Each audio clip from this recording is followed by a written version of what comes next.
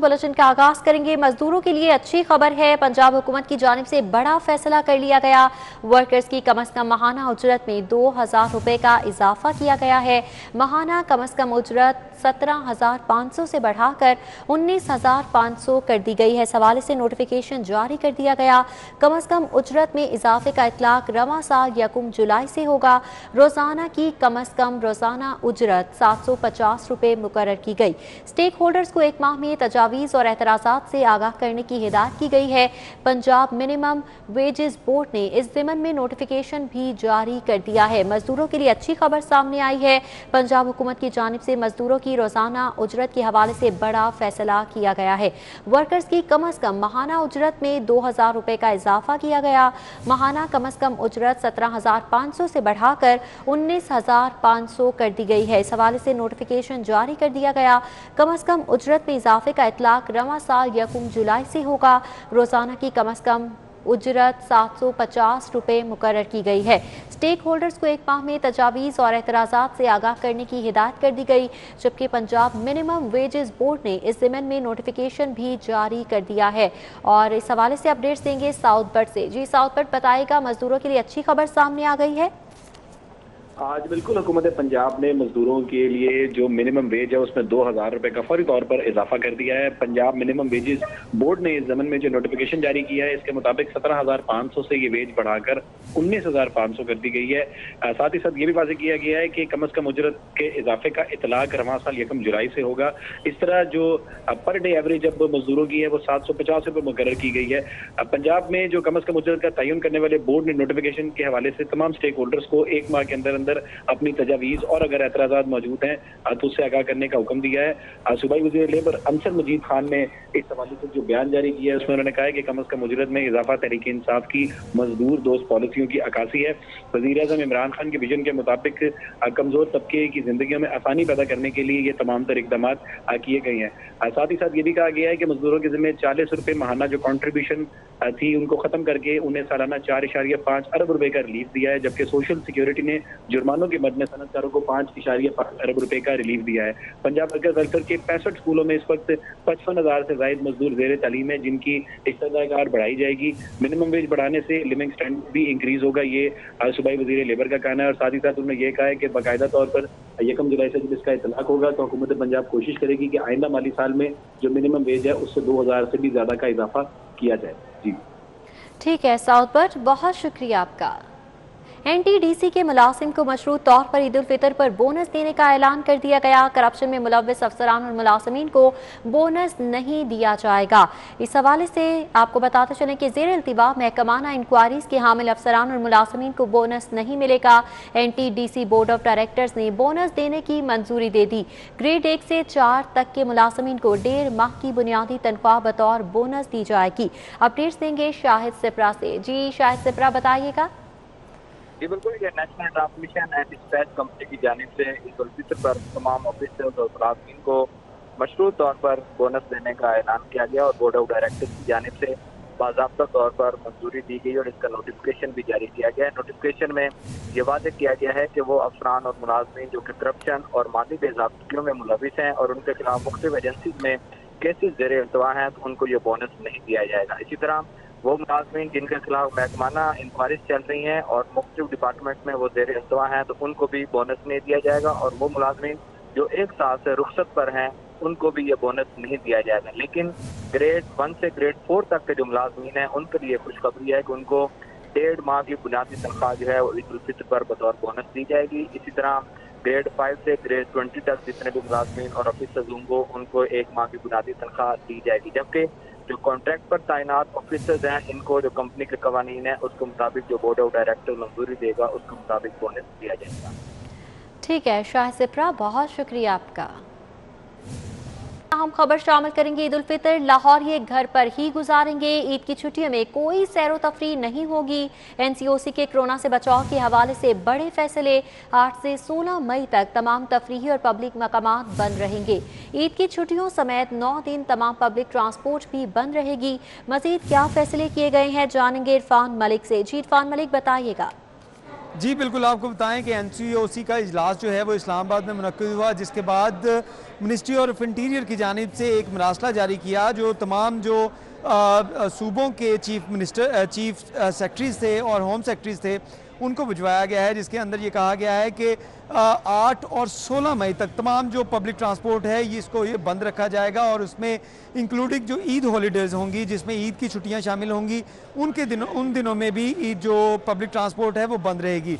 इसमें इंटरसिटी और उसके साथ साथ जो शहरों से बाहर जाने वाली ट्रांसपोर्ट है इसको भी मुकम्मल तौर पर बंद रखा जाएगा। और उसके साथ साथ आपको ये भी बताएं कि ये भी फैसला किया गया कि जो तफरीही मकामात हैं मुल्क भर में, जिसमें मरी है, गिलगित सवात है, ऐसे इलाके या जो सी बीचेज़ हैं इनके ऊपर भी मुकम्मल तौर पे बैन होगा और कोई भी अपनी छुट्टियां जो प्लान लोग कर रहे थे कि हम छुट्टियों के ऊपर जो ईद की 8 से 9 के करीब छुट्टियां बनेंगी, इन छुट्टियों में जो इलाका गैर में जाएंगे या समंदर पे जाएंगे तो वो लोग अब नहीं जा सकेंगे। उनके लिए हुकूमत की जानिब से पाबंदी आयद की गई है कि वो अपने अजला से या अपने शहरों से बाहर नहीं निकल सकेंगे। जो पब्लिक ट्रांसपोर्ट है वो बंद रहेगी और इन तमाम इलाकों में जो तफरीही मकामात हैं वो भी मुकम्मल तौर पे बंद रहेंगे। इसी तरह जो NCOC की इजलास के अंदर ये भी फैसला किया गया कि तमाम जो होटल्स और रेस्टोरेंट हैं इनको भी मुकम्मल तौर पे इन दिनों में बंद रखा जाएगा और कोई आउटडोर या इनडोर उसकी डाइनिंग जो है वो ऑलरेडी बंद है। अब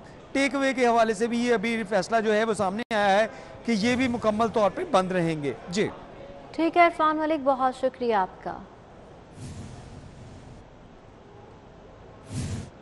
अमन व अमान की सूरत हाल को यकीनी बनाने और कोरोना SOPs पर अमल दरामद के लिए लाहौर पुलिस ने रेंजर्स के हमरा मुख्तलिफ इलाकों में फ्लैग मार्च किया है। अमन व अमान की सूरत हाल को यकीनी बनाने के पेश नज़र और कोरोना SOPs पर अमल दरामद के लिए लाहौर पुलिस की जानिब से रेंजर्स के हमरा मुख्तलिफ इलाकों में फ्लैग मार्च किया गया, जिसके मनासिर भी आप मुलाहजा कर सकते हैं। मॉडल टाउन डिवीजन में पुलिस और पाक फौज और रेंजर्स ने मुश्तरका फ्लैग मार्च किया है। फ्लैग मार्च का अहवाल जानेंगे आबिद चौधरी से। जी आबिद। जी बिल्कुल, रमज़ानुल मुबारक में अमन व अमान की सूरत हाल को बरकरार रखने और कोरोना SOPs पर अमल दरामद करवाने के लिए लाहौर पुलिस और रेंजर्स का मुश्तरका फ्लैग मार्च किया गया है। इस वक्त माल्टन मौजूद हूँ। माल्टन डिवीजन पुलिस की जानिब से फ्लैग मार्च किया गया है जो कि SP माल्टन के दफ्तर से शुरू हुआ, MM आलम रोड, गुलबर्ग, फिरोजपुर रोड समेत दीगर इलाकों से होता हुआ वापस गालिब मार्केट पहुँच कर अख्ताम पजीर हुआ। फ्लैग मार्च करने का मकसद क्या है और इसमें कौन कौन सी फोर्सेज जो हैं वो शरीक थी? SP माल्टन हमारे साथ मौजूद हैं। अस्सलाम वालेकुम, बताइएगा कि फ्लैग मार्च जो किया गया है इसका मकसद क्या था और कौन कौन सी फोर्सेज ने इसमें हिस्सा लिया? बिस्मिल्लाहिर्रहमानिर्रहीम जी, ये जब से ये कोरोना की वेव आई हुई है उसके बाद से और फ़ौज की जब रिक्विजिशन हुई है उसके बाद से हमने पुलिस, फ़ौज और रेंजर्स ने मिल के जो है फ्लैग मार्चेस का सिलसिला जारी किया हुआ है। हम सुबह के टाइम भी फ्लैग मार्च करते हैं जैसा कि अभी आपने बताया। इसके अलावा शाम के टाइम भी हम फ्लैग मार्च करते हैं। इससे एक तो लोगों को एहसास तहफ़्फ़ुज़ देना है, चूँकि रमज़ान में जो है वो बाज़ औक़ात क्राइम की एक वेव भी आती है, उसको रोकने के लिए हम ये एक तो शो ऑफ फोर्स कर रहे हैं और दूसरा ये कोरोना की SOPs की जो इम्प्लीमेंटेशन है उसके हवाले से फ़्लैग मार्च किए जा रहे हैं। हम फ्लैग मार्च के दौरान जहाँ जहाँ पे देखते हैं कि कोरोना SOPs की जो वायलेशन हो रही है वहाँ पे अपनी टीमें भेज के उनके ख़िलाफ़ जो है वो कार्रवाई करते हैं वहाँ पे। इसके फ्लैग मार्चेस के अलावा जो है हमने हमारे जो एरियाज़ हैं जहाँ पे लॉकडाउन लगा हुआ है उनको डेली बेसिस पे चेक करते हैं। इसके अलावा जो है वो कुछ नाकाबंदी जो है आज शाम से इम्प्लीमेंटेड होगी जो कि चेक करेगी लोगों से कि उनका पर्पस ऑफ विज़िट कि किधर जा रहे हैं और क्यों जा रहे हैं। ये भी इंशाल्लाह हम आज शाम से जो है ये शुरू करेंगे। हमारे जो मेजर रोड्स हैं वहाँ पे इंशाल्लाह आप लोगों को ये नाका बंदियाँ भी नज़र आएंगी जो कि स्पेशली कोरोना SOPs की इम्प्लीमेंटेशन के हवाले से होंगी। इसके अलावा पाक आर्मी और रेंजर्स और पुलिस की टीमें एडमिनिस्ट्रेशन के साथ मिल के जो है मार्केट्स का विज़िट भी करेंगी और वहाँ पे जो कोरोना SOPs की इम्प्लीमेंटेशन है उसको हम इंश्योर करेंगे। Thank you. जो फ्लैग मार्च है उसका मकसद ठीक है आबिद चौधरी, बहुत शुक्रिया आपका। कोरोना के बाद ट्रेनों में सफ़र करने वाले मुसाफिरों की कमी, लाहौर से कराची जाने और आने वाली 6 ट्रेनें मनसूख कर दी गई हैं। लाहौर से जाने और आने वाली कराची एक्सप्रेस को भी मनसूख कर दिया गया। कराची के माबैन चलने वाली 2 तरफा ट्रेन पाक बिजनेस को मनसूख कर दिया गया। मुसाफिरों को शाह हुसैन एक्सप्रेस में एडजस्ट किया जाएगा। VVIP train green line express को भी मनसूख कर दिया गया है, जबकि ग्रीन लाइन ट्रेन के मुसाफिरों को सर सैयद एक्सप्रेस से कराची भिजवाया जाएगा। इस हवाले से आपको बताते चलें कि कोरोना वायरस के पेश नज़र मुसाफिरों की तादाद में कमी आ चुकी है, लिहाजा 6 ट्रेनें मनसूख कर दी गई हैं। लीगी एमएनए जावेद लतीफ की गिरफ्तारी का इकदाम हाईकोर्ट में चैलेंज कर दिया गया है। मियां जावेद लतीफ की बाजियाबी के लिए दायर दरख्वास्त समाअत के लिए मुकर्रर कर दी गई है। इस हवाले से अपडेट्स देंगे मलिक अशरफ से। जी मलिक अशरफ, बताइएगा।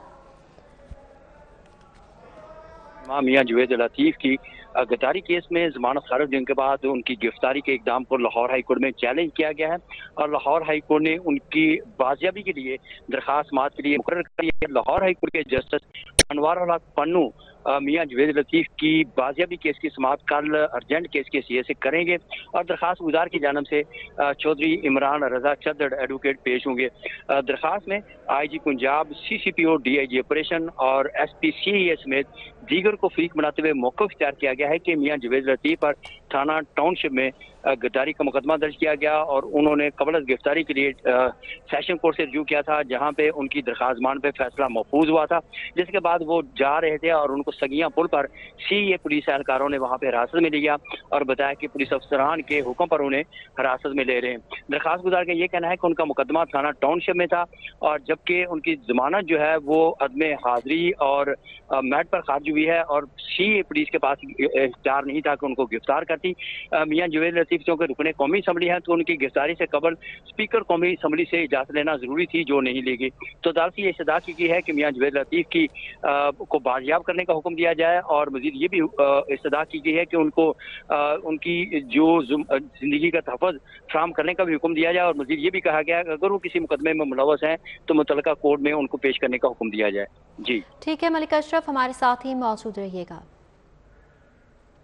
डीआईजी मोहम्मद उमर शेख को महकमाना तरक्की के लिए नज़रअंदाज करने का मामला, पुलिस अफसरान की तरक्की के लिए दूसरे इजलास को हाईकोर्ट में चैलेंज किया गया है। जस्टिस आबिद अजीज शेख ने पुलिस ऑफिसर मोहम्मद उमर शेख की दरख्वास्त पर समाअत की है। अदालत की जानिब से हुक्म इम्तनाई जारी कर दिया गया। दरख्वास्त गुजार के खिलाफ तादीबी कार्रवाई अदालती फैसले से मशरूत करार दे दी गई है। इस हवाले से भी अपडेट्स लेंगे मलिक अशरफ से। मलिक अशरफ, बताएगा इस केस के हवाले से। जी बिल्कुल, आज लाहौर हाईकोर्ट के जस्टिस आबिद अजीज शेख की अदालत में पुलिस अफसर मोहम्मद उमर शेख की दरखास्त पर समाअत हुई है, जिसमें उनकी जानब से एहसन भून एडवोकेट पेश हुए हैं और उन्होंने मौक़िफ़ इख्तियार किया है कि दरखास्त गुजार जो है सीनियर होने के बावजूद उनको ग्रेड 21 में तरक्की नहीं दी जा रही है और इस हवाले से 19 मार्च 2021 को महकमाना प्रमोशन का एक बोर्ड हुआ जिसमें इन्हें नज़रअंदाज किया गया और इसके बाद 21 मार्च को दोबारा प्रमोशन बोर्ड का इजलास तलब किया गया। दरखास्त में ये कहा गया है कि रूल्स के मुताबिक, पुलिस आर्डर्स के मुताबिक जो उसका प्रमोशन के रूल्स हैं उसके मुताबिक नज़रअंदाज करने के बाद 1 साल के अंदर प्रमोशन बोर्ड का इजलास नहीं हो सकता। तो जो इजलास 1 साल के अंदर तलब किया गया है वो गैर कानूनी है, जिसके बाद असूली तौर पर जब 2 दफ़ा कोई पुलिस अफसर नज़रअंदाज किया जाता है तो उसको जबरी रिटायर कर दिया जाता है। तो दरखास्त गुजार के वकील का ये कहना था कि दरखास्त गुजार को जबरी रिटायर करने के लिए कबल अज़ वक्त ये प्रमोशन बोर्ड का इजलास तलब किया गया है, जो कि बिल्कुल गैर कानूनी है। तो अदालत से ये सदा की गई थी कि 19 मार्च के बाद दूसरा जो इजलास तलब किया गया है उसको गैर कानूनी करार दिया जाए, दूसरे इजलास को गैर कानूनी करार दिया जाए, ये इस्तदा की गई है। मलिक अशरफ, बहुत शुक्रिया आपका। मशहूर डॉन ख्वाजा अकील इलियास और गोगी भट्ट के खिलाफ FIA की तहकीकात।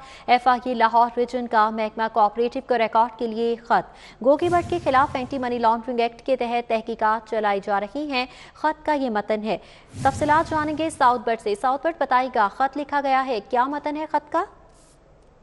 आज बिल्कुल FIA लाहौर रीजन की जानिब से ख्वाजा अकील इलियास और गोगी भट्ट के खिलाफ जो तहकीकात चलाई जा रही हैं, इस मतन में जो रजिस्ट्रार कोऑपरेटिव को लेटर लिखा गया उसमें ये वजाहत मांगी गई है कि जितनी भी गोगी भट्ट के नाम पर मिल्कियती जायदाद हैं, प्लॉट और दीगर असासाजात मौजूद हैं, उसका रिकॉर्ड FIA CCC रीजन को फराहम करें। महकमा कोऑपरेटिव के रजिस्ट्रार को जो खत ले दिया गया है उसके मुताबिक ये कहा गया है कि लाहौर के अंदर 106 कोऑपरेटिव हाउसिंग सोसाइटीज है। इसके अंदर अगर गोगी भट्ट के नाम कोई कमर्शियल प्रॉपर्टी मौजूद है, कोई रिहायशी प्रॉपर्टी मौजूद है, तो ये तमाम तर रिकॉर्ड FIA की जो तहकीकाती टीम है उनको फराहम किया जाए। ये वजाहत की गई है कि FIA गोगी भट्ट के खिलाफ एंटी मनी लॉन्ड्रिंग एक्ट के तहत तहकीकात चला रही है, जिसके लिए ये तमाम तर रिकॉर्ड FIA को मिलना जरूरी है। महकमा कोऑपरेटिव ज़रा के मुताबिक ये खत मौसूल होते ही तमाम जो कोऑपरेटिव हाउसिंग सोसाइटीज हैं उनको मरासला लिख दिया गया है और कोऑपरेटिव सोसाइटीज की मैनेजमेंट कमेटियों को कहा गया है कि गोगी भट्ट का ID कार्ड इस लेटर के अंदर मौजूद है। इस ID कार्ड के ठीक है साउथ बट, बहुत शुक्रिया आपका। स्पोर्ट पंजाब के ज़ेरे तमाम ऑनलाइन लेक्चर्स का आगाज हो चुका है। पहले रोज इंजरी से बचाव और उनके इलाज पर लेक्चर्स दिए गए। इस हवाले से अपडेट्स देंगे हाफिज शहबाज अली से। जी हाफिज, आगाह कीजिएगा।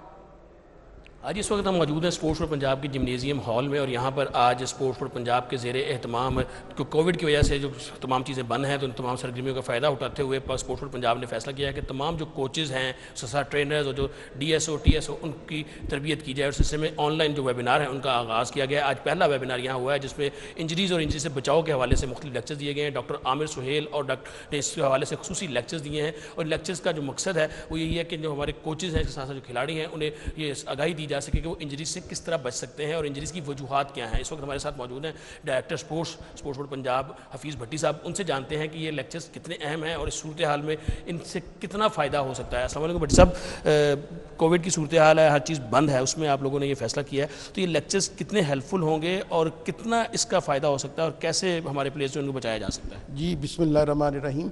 क्योंकि वेबिनार का सिलसिला जो शुरू हुआ है वो इंशाल्लाह ये जारी सारी रहेगा जब तक कोविड है। तो इस सिलसिले में हमारे मिनिस्टर स्पोर्ट्स और सेक्रेटरी स्पोर्ट्स और DG स्पोर्ट्स की काफ़ी हैं कि उन्होंने कहा कि ये सिलसिला, क्योंकि लोग घर में बैठे हुए हैं और वैसे भी कोई ना कोई वो एक्टिविटी करते हैं तो उनको इस हवाले से भी इंजरी जो होती हैं और जो स्पोर्ट्समैन हैं उनको इंजरी के हवाले से अवेयरनेस दिलाई जा सके, जिसमें हमारे तमाम डिवीजनल